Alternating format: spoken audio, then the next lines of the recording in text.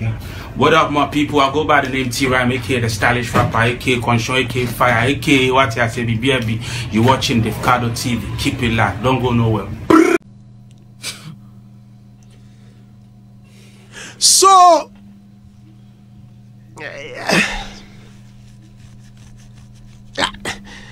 I mean, I'm wrapping my head around it.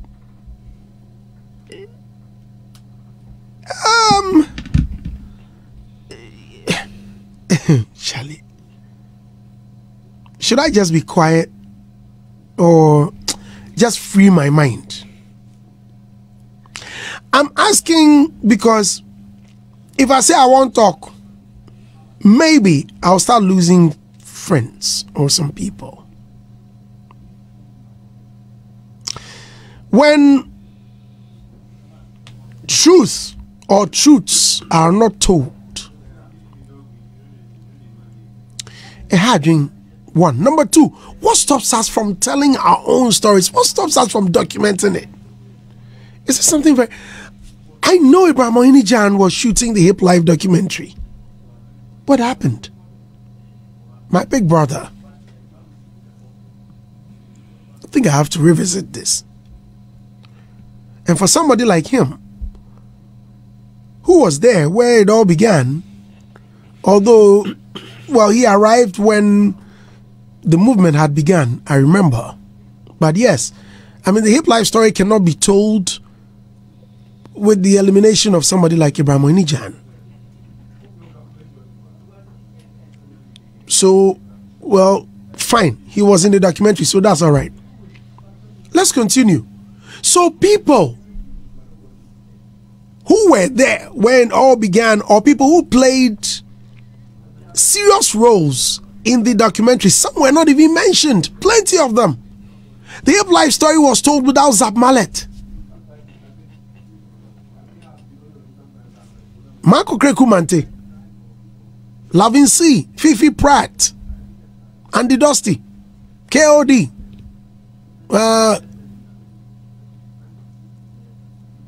Lord Kenya was not there, or Bradford Tack. VIP, man.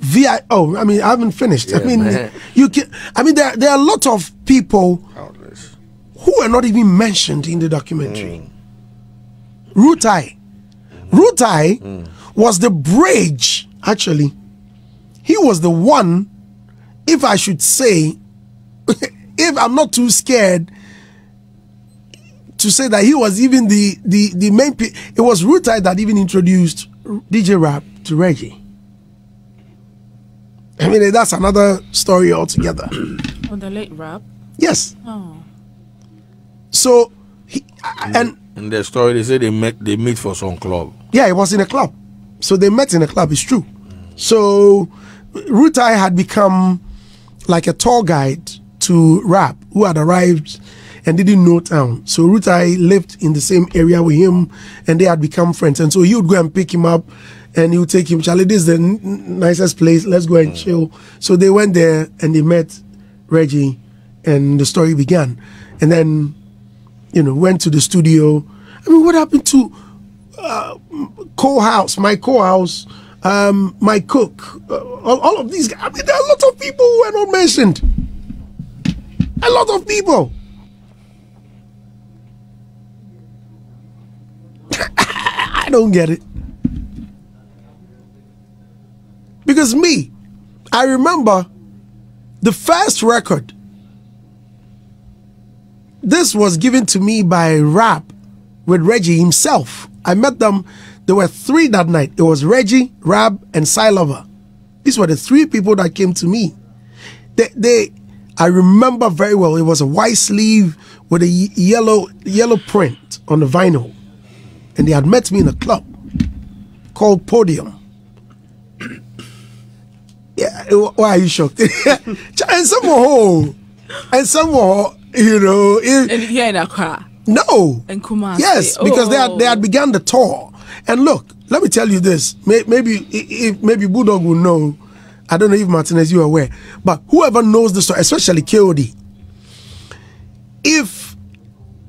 any hip life artist, unless you be new school, but any big hip life artist will tell you that for you to make a hit in Ghana, they will start from Kumasi. That was where it all began. Until you go to Kumasi, there was no way you blow up in Accra. So they would all come. So it all starts from there, shows and da. Then until the Tadi boys, there was a shift. It swung to Tadi, went to Tema, and then back to Accra. Because the Kumasi people were also moving. And so yes, it came back to Accra, and here we are. I feel like we've lost a lot of culture. Yeah, we've lost a lot of cultures, yes. Too many things. There was something, I think Al Jazeera or BBC, and someone had gone to Fela's shrine and was saying that there's no way you go to that part without visiting the shrine, and there are certain cultures, there are certain rites you need to perform when you go there. You know, you for kiss, you know, you for kiss small. Yeah. For kiss who? Oh, bear, you know. Already I can say. For smoke. Chief. Okay. So today let's speak with Kofi Ochidakun. Let's speak with Papi say what? Papi say what? Let's speak with KOD. Let's speak with Kofi Ochami. There are people who are not very comfortable with the Papi say, talk anything you want to talk, bro. Forget friends. Say the truth. Charlie. But have you seen the video, Boo? Yep, I have. All of it? Yeah, I have. Okay. After seeing it, what's your impression? I was disappointed. Really? Yeah, I was. I mean, even before Ochami, again, I had the same view as you have now. I wanted to write something on Facebook, but I'm like, Charlie, there are too many friends in the video.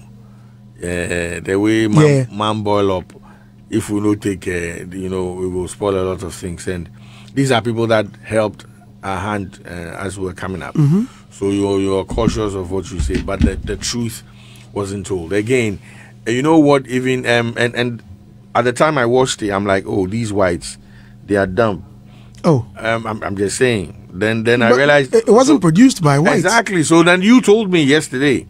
But again, even when I said these whites are dumb, I said, but our people are in there, so they could have mentioned everybody else.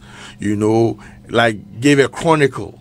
Even if you don't get everybody to talk to or speak to, there's a chronicle to this, right? Where it started, who held it to this point, who did this, who did that. You know, you can actually do that in what? In 5 minutes. You can chronicle what happened in 5 minutes just by mentioning names and DJs, artists, even enablers, you know, and, you know, like a summary. That didn't happen. Then yesterday you told me it was our own person. Yeah. And I'm like, did that person grow up here in Ghana? You know, maybe they didn't grow up here in Ghana. They just came through to work here at Multimedia. You know, because no matter the situation, they also have the right to tell the proper story if they produced it. You know, the onus lies on them to tell the real story. So if you have a lot out in that story, there's I'll say 75% or 80% of the story wasn't told. You know, and it's sad. Again, people are saying, oh, we should be telling our own stories. Yeah, that's different. I'm sure someday when we are all dead and gone, they'll tell the story and they'll tell it the way they saw it. Because we, as we sit here, we are not willing to tell our own stories, even though a lot of these people are still here who can tell the stories. I don't think if you took a microphone and a camera to evangelist Lord Kenya, he will not say, he will talk. Speak. Yeah, he will speak. If you went to Brafo, is still here. Reggie is still here.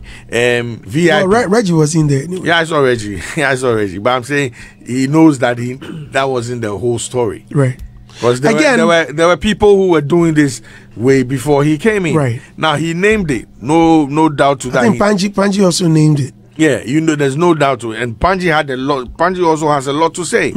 You know, so they didn't say the whole thing. So I'm saying that if we wanted to tell our own stories, like look at what was produced on Netflix, like that. The Afrobeat. Yes, detailed stuff. You know, so I keep asking, and Charlie, the big guns, I mean, the Abraham Oenijans, they have every equipment to do this. These days, even a damn iPhone can do this documentary. It shoots 1080p, shoots 4K, shoots 6K. You don't even need a camera anymore, man. But there are a lot of disadvantages to it.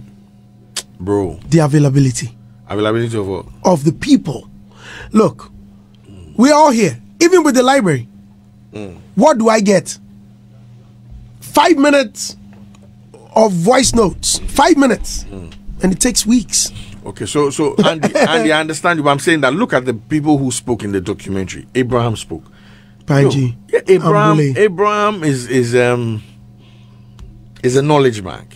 He's been here since the inception. You understand? Panji, same. Who again spoke? Ambule spoke. You know, the Manifest. Manifest is young. He's young. Right. So I'm looking at the pillars. Right. So let's say these four. Yes. Ambule, Reggie, yes. Abraham, Panji. Yeah. They could have said more, unless they said more and it was cut. That's why I'm saying there are several angles. One, it could be the line of questions. Because if I'm interviewing you and I'm asking you about where you grew up and I don't ask about your parents, later on your parents will be angry. Why didn't you talk about me? Mommy, they didn't ask about you. No, brah, listen. No, what I'm saying I is, understand you. No, but listen. Look at the people who spoke. These are not kids, so I'm not. No. But don't let us use that excuse, because for these people that spoke, yeah, they will find the way to tell the story. I'm not sure they asked them. Okay, let's say they said, how did hip life start? Then Reggie says, oh, when I got into town in '99, the sun was, you know how he spoke, and then the love, and then I named it. When I came, yeah.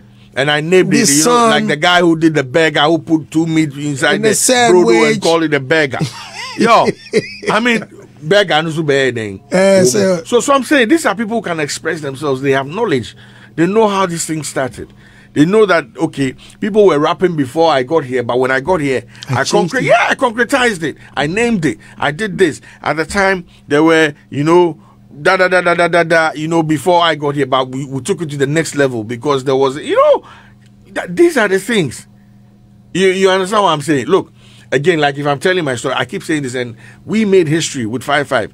We got Charterhouse, the biggest award scheme, Ghana Music Awards, to do the Afrobeat category.